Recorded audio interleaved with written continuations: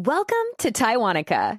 If you're looking for a podcast that is fun, deep, and insightful about the cultures in Taiwan and the USA, you're in the right place.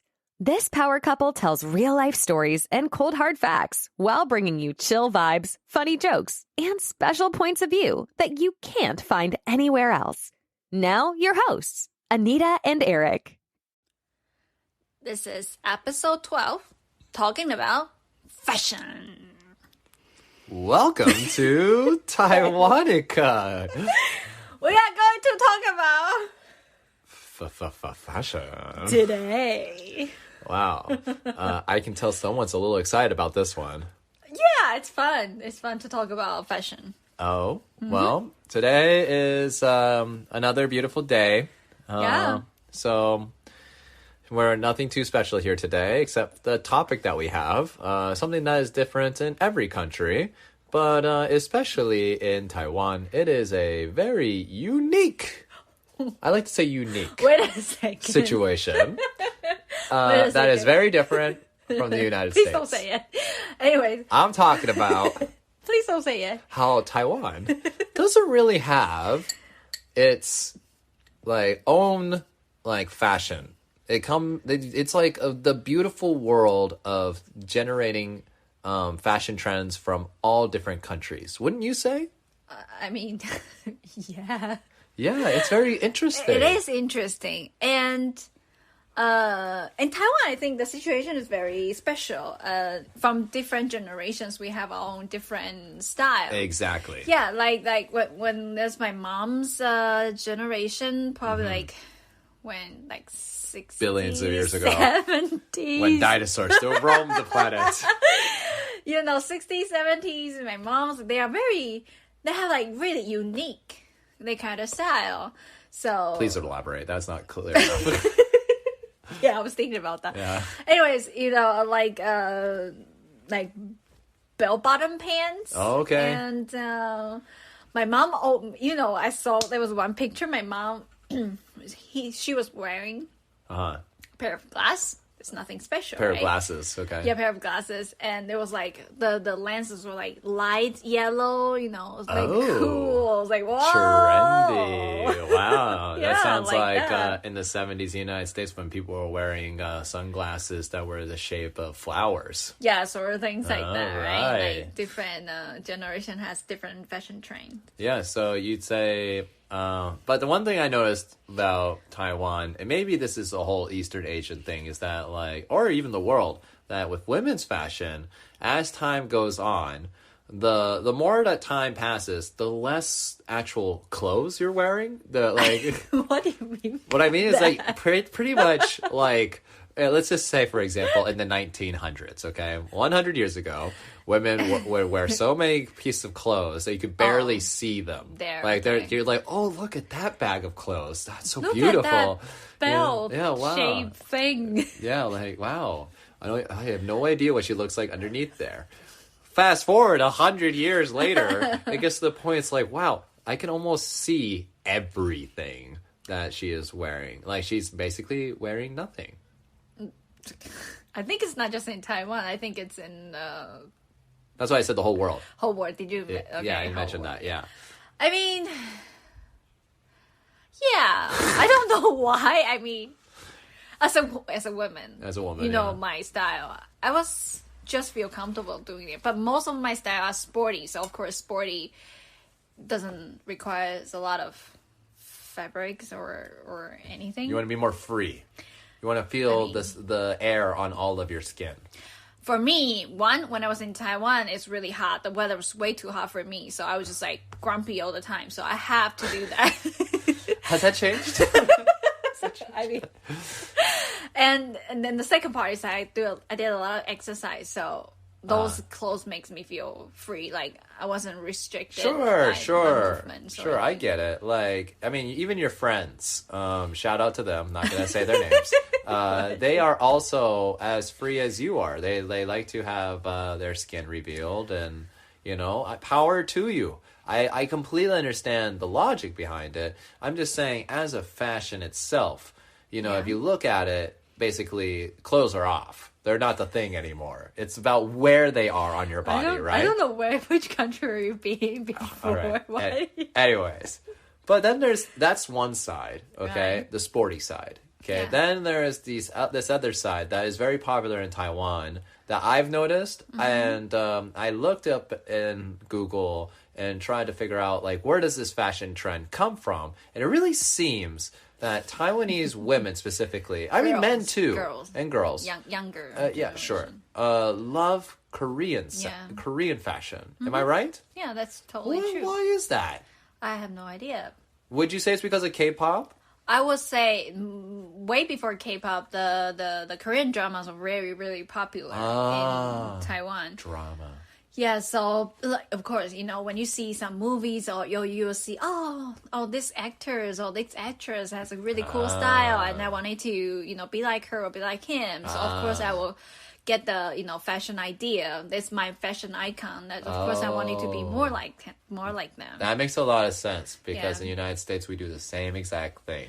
Yeah, We you guys really have idolize. this What? famous family in United States. Oh, we have many of those. But there was the most outstanding one. I don't know which one you're talking about. Kim Kardashian, of course. The Kardashians. Kardashian. Yes, Yeah. they are definitely a fashion trend right now. This is 2022, so maybe if you listen to this 2 or 3 years later, it's not to be the same. But right now, Kim Kardashian is the The trend setter. So if you go into anywhere in the United States, more than likely you will see one, if not many, women who dress very similar to Kim Kardashian and her family. We're talking really like beige clothes that are silky smooth And like super tight. and they wear the type of makeup that you see on TV, like just basically lots of blush, lots of eyeshadow, and their mascara is on point. Why do I know all this makeup? I have no idea. I was waiting. I was quite surprised. Yes, makeup later on podcast with Taiwanica. It's definitely, if you look up Kim Kardashian on Google, you will realize, okay, this type of person is basically a whole entire trend in the United States. Yeah. That's one of the many, but it's a very popular kind, like in Korea or in Taiwan with the Korean style. Yes. Right. So do you notice that where people get these clothes? Because when I was in Taiwan, it seems like department stores are the hive of all shops. But is there a specific place? Usually like those kind of clothes is very common. You know, once it's a trend, they will be selling every kind of store. You don't really have to go to a department store. Even like the famous night market, we will have like little clothes stand, you know. Sure. They will also improve some clothes from Korea. So it's very easy for, if you like this kind of fashion, it's very easy for you to get like small store, online store. Right now, online shopping is really popular. So it's very easy for you to get, Korean style. What about night clothes. markets? Will you have them there? Yeah, night market, yes. Oh, okay. Just some small store on the alley, you know, and then sometimes they will have like really cheap price and people would just go crazy. Oh, sure. And especially, like I say, especially younger generation, like little girl, not really little girl, sorry. I'm using me as a standard. So Okay. those college What age are we students, talking about? college kids. Okay, gotcha.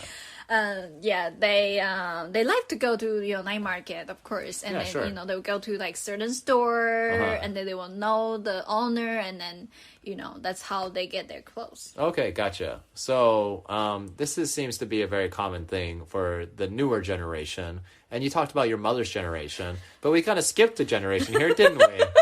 So let's talk about your generation. I'm younger generation. Yeah, I don't know why you're absolutely. talking about. Yeah, but you don't wear Korean clothes. You I wear don't. sports clothes, but Yes, there's I got to be something about your generation that is different. Do you think so? My generation is kind of like exploring stage, Okay. Because in my generation, there was a very, very first Forever 21 Oh. and very first H&M, those kind of like foreign famous brands enter Taiwan, like Zara. It was so new when Your favorite Zara. My favorite. If you ever want to make Anita happy, buy her something from Zara. Everything. Okay. She's a size small. Okay. Okay. Yes. So, we're kind of like exploring, we're kind of like traditional, like kind of style, but right now we're moving to like kind of like trendy, foreign style. So in my generation, You're a mix. yeah, we are kind of, when we were younger, like when we were doing the shopping, like early 20-ish, we were like exploring our own style. Yeah. So it's kind of fun. Sometimes it's a little weird. Yeah, sure. Sometimes it's funny, funny style, but we have a lot of different styles. Well, that's very interesting. From a Taiwanese perspective, it's very, very different from what we would do in the United States. So to basically give you a fashion idea of what happens in the United States, it happens very early for us. Our fashion... What happened to you? I don't know. Oh, we don't need to talk about me. Maybe we'll share a picture of me later of what I looked like as a kid. But basically, your fashion basically puts you in a certain social class, a survival, all the way from beginning in elementary school. Elementary school? Yeah. So, United States, we really love to... If you see someone who dressed nicely, then they are, high class, or they are like from a rich family sort of thing. Something like that, or something like they have good fashion sense, or they just are smart. So it kind of has all of these qualities behind it. So if you don't wear these things, it kind of says that if you don't care about what you look like on the outside, you obviously don't care about what you feel like or look like on the inside. Guess it's so shallow. Well, America really cares about its image. Okay. I see. Yes. Madonna was a huge thing, and then like how you express yourself, basically. Yes, it's all about that self-expression. So, so when you go through each stage of school, you kind of go through different types of clothing too. So talk about the highlight, high school. High school is the time to really state which circle you want to belong in. So if you dress really preppy, like you wear stuff from Abercrombie, or, if you wear stuff from Banana Republic, or, Forever 21, then you're just like, oh yeah, I'm preppy, I'm cool. And as soon as you wear those clothes, you're kind of accepted into that group. I see. Whereas if you are going to wear something really black or dark or punky, then that puts you into this heavy metal, gothic kind of group, and you're accepted into that group.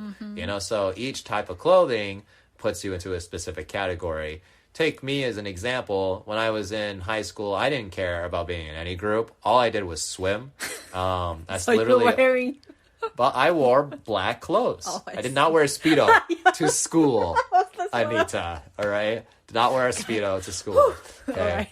I had a little bit of braids. Okay? Okay? And so instead, I went into school wearing like black and gothic clothes. I was super punky. But and I'm just ignoring you. Jesus Christ. They basically, people were trying to have me join their groups about being a punk. And really? Yeah, I mean, like, people who were dressed up like me were like, they felt like I would belong with them. So they were like trying to hang out with me. And I just really didn't care, But because of wearing the clothes, I represented a certain image. I see. Yeah, and that carries on farther on when you're in college and when you're in business, or even now as an adult. It comes out to the car you drive, or the suits you wear, or it comes out to, like the hat that's on your head. Do you wear a Nike hat? Oh, well, that means you're a sporty dude. Right. Do you wear a certain sports or team hat? Oh, that means you love that team so much that you're a nerd about it. See. Or if you wear a gamer hat, everyone knows you're a nerd. So. There's specific things categorize you in the United States. But we like that. We're all about that image. So we have these stores that are thrift shops or Goodwill, where you can get donated clothes, and you basically go through generation after generation of stuff. Like you can find stuff that your grandpa used to wear, and now that you wear it, it kind of gives you this cool vintage, old school kind of style. You know, so that's what America likes. We kind of like blending all of the generations together and spit out our own personal self-image. Yeah. Very nice. Well said. Well said. No, thank you. Yeah, I just blew Anita's mind. She wants to go shopping, doesn't she? I mean, no, it's fine because my way of shopping is not. I don't really love a specific type. I pick up clothes like pieces by pieces. I don't really follow a certain trend. If you don't mind me asking you, Anita, in Taiwan, would you say the fashion style that you had was a popular one? My style? Yeah. Definitely not. Definitely not, right? Yes. Okay. So how did you feel that effect on you inside of Taiwan? Did you feel like that you were like in society, you were part of the group, you were accepted, or do you think that your fashion kind of isolated you? I mean, one, I'm being very proud of my fashion taste, and I really like it, even though, like you said, it gave me the feeling like people are staring at me like I'm different or you know, I'm not part of to be honest, whenever I go out, I don't feel like I'm being part of the society sort of things. People don't, I don't know, in Taiwan they don't really like individuality. Yes, I was thinking about what is the polite way to say that. So that's why you can see when there's a new trend coming out, everybody just follows it. Yes, because they all want to fit in. I think that's the reason, yes. And I think that is totally acceptable. And it's very common in most countries. Take Japan as an example. Yes. Everyone and anyone wears Adidas. If you don't wear Adidas, they're like, who are you? Really? Yeah. People wearing Adidas? Yeah, Adidas is a big thing in Japan. Or like Supreme or something? Supreme. Yeah, Super Supreme is also very dry. popular. Super dry. Sure. Like that. Yeah. And if you fit into those certain brands, that means you fit into certain groups. Yeah. Right? So I can understand why Taiwan thinks this way. Yeah. But yeah, I think your type of style that you have really fits into United States. Would you agree? I mean, every kind of style can fit in the United States, like you mentioned. Which is good, right? Individuality. And the diversity of the different type of fashion is really fascinating. Like, remember the other day we went out to have lunch together, and then you mentioned about, you know, how different the girls on the street or men, how they dress themselves in the United States and Taiwan. You literally can see so many different kind of styles. Whenever someone pass by you, just, it's a new different kind of thing. Look at the jacket, it's so different. You know, like that. To me, it's kind of like looking at different schools of fish. Okay, so like if you see a school of fish that's all the same school of fish. I see. All Nemos. All Nemos. They were just not so cute anymore. Well, I mean, they're still cute, but there's just a bunch of them. And you're just like, wow, there's a bunch of Nemos here, you know? And if you see one... Yes, and if you see one, you know, BMO instead of Nemo, you see the blue Nemo, all right? You see a blue Nemo, you're just going to be like, wow. I mean, but every other Nemo would be like, who are you? You know? And he's like, I'm BMO. It's like, you're not a Nemo. Yeah, get out of here, BMOs. Also great burritos in Taiwan, okay? Did I just do the commercial? Yeah, commercial, advertisement. Yeah, advertisement. And so... Yeah, but in the United States, it's the opposite, where we have this other school of fish where it's like they are all similar types of fish, but they're all different colors, all different sizes, you know, and like they all kind of get along, you know. Like if you actually watch the movie Nemo, what does Nemo do? He plays with all different types of fish, all different sizes, right? So that's like America, okay? Finding Nemo is like America's fashion. That's true. You like that connection there? Yeah, it's pretty good. All right. And also one thing I really wanted to point out is like size doesn't matter in America. No. Like, you know, being beauty, like the definition of beauty doesn't matter with size. Like in Taiwan, everybody would just like, you know, oh, I'm so fat, you know, and here comes the most annoying thing. Oh boy. sometimes when you go to a certain store, Yeah. you know, they kind of style only designed for like super skinny, that kind of girl. Yeah. So like the size was like, I was very skinny before, but even though they was also too skinny for me. Wow. And it was just like, you can see that's like There's a the big difference. beauty standard norm, Wow. whatever. You know, I'm just like, this is so unhealthy. And everything that you see, the commercial, the girl advertisement, they're always like skinny. It was like, no, this is just not healthy at all. Yeah, it's surprising, right? It's Yeah. kind of similar to how you all take tests too. If you don't get an A+ and everyone thinks you're a bad person. Yeah, like sometimes some of my students, when they are like really young, I ask them, what is your stress? Like, what causes you stress? They always say my score. Yeah. And they were like 80s or 90s for Right. their score. I was like, why are you So then it comes to like, oh, what's your weight? Oh my God, I'm like Yeah, two, but no, I I'm don't wanna 2 tell you. kilos above the skinniest, you know? Yeah, it's I just was like, like, and they're so sad no. about it. You know, Yes, it's just like, why? What is no. this? You know, accept your Yeah. body, love yourself. Yeah, You know, that's the message that we want to That's the get. fashion Yeah. we were And talking about. yeah, exactly. And here in the United States, before we used to be, you know, a part of that trend of like the skinnier the better.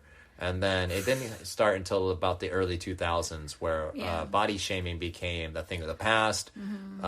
Love yourself for who you are. Yeah. And now we even celebrate them by having different types of models for different yeah, types of body yeah. sizes. That's great. Yeah. I mean, if you go to Victoria's Secret, you're going to see someone who is in, you know, a heavy kilo size. And they are just as beautiful as someone who's in the tiniest of the kilo sizes, you know, and it's wonderful celebration, and I'm very happy that United States has taken that step forward, you know, and I think every country should do the same, you know, because we don't all come out as one shape or size, you know, and so we shouldn't celebrate the ones who just were lucky. It shouldn't even be considered lucky, you know, you know, it's just the people who were just so happened to be born that size. They shouldn't be celebrated for that. Everyone should be celebrated for who they are. Yeah, that's true. Totally agree. Yeah, so that's my opinion on the fashion, but we haven't even touched men fashion. What do you think about Men in Taiwan? in men in Taiwan? Is there a specific trend? Do they follow a Korean sense? Is there a different trend that men follow?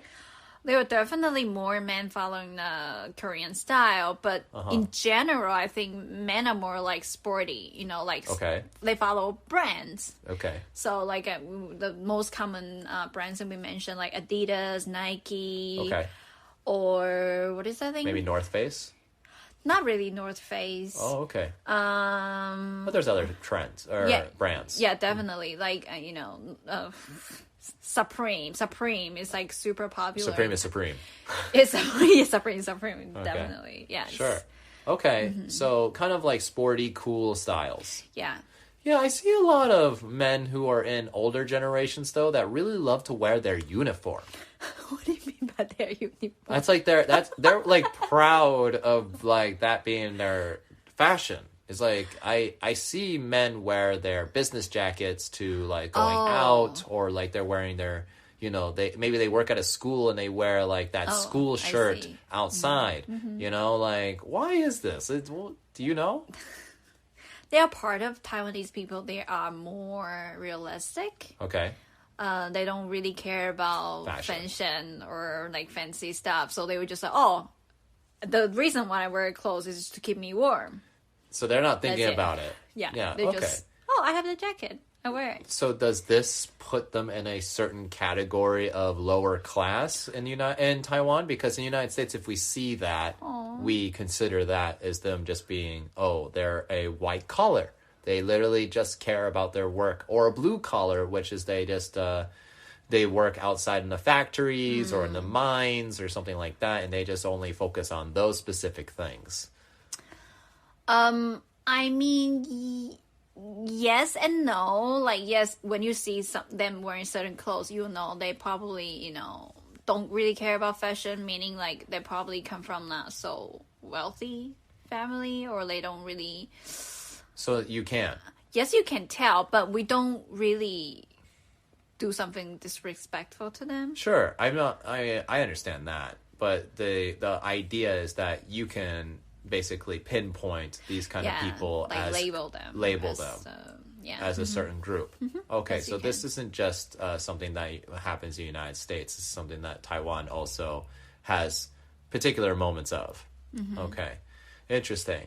So then I guess that leads up to the United States, like men. Like men, we are, very similar to, we'll wear what we like. If we see something good, we'll wear it.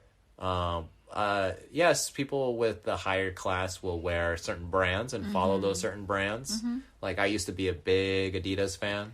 I used to wear everything Adidas. Anita's rolling her eyes right now.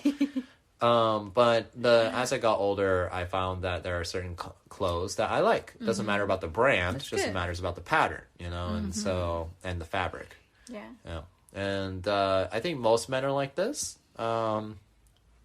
But I can't speak for everybody.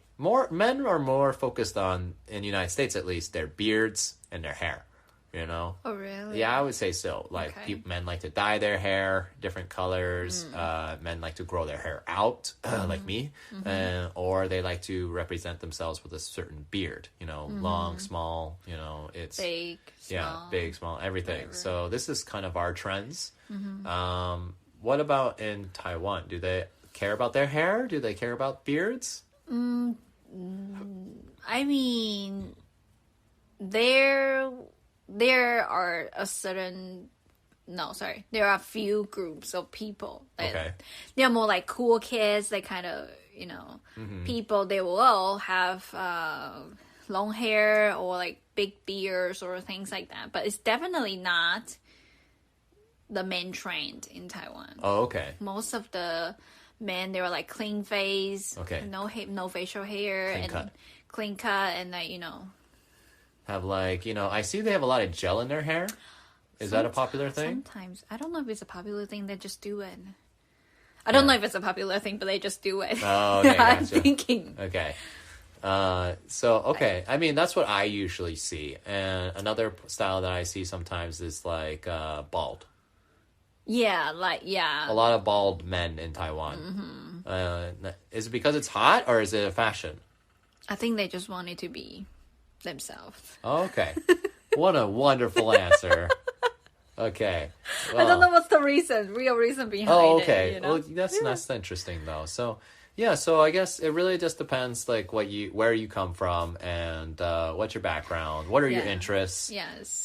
So Taiwan actually has I'm a little surprised. Taiwan actually has a wide variety of fashion because based off of what you said. From my previous point of view is that they were kind of like just two.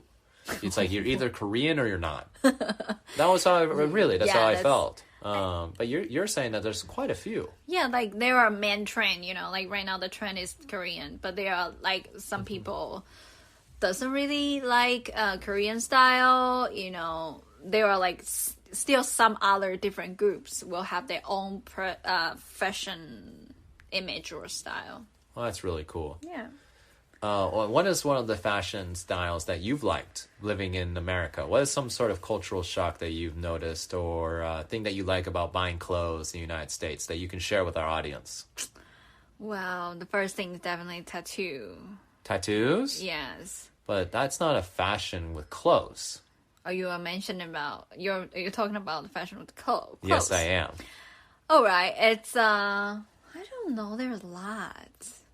I mean, like antique stuff.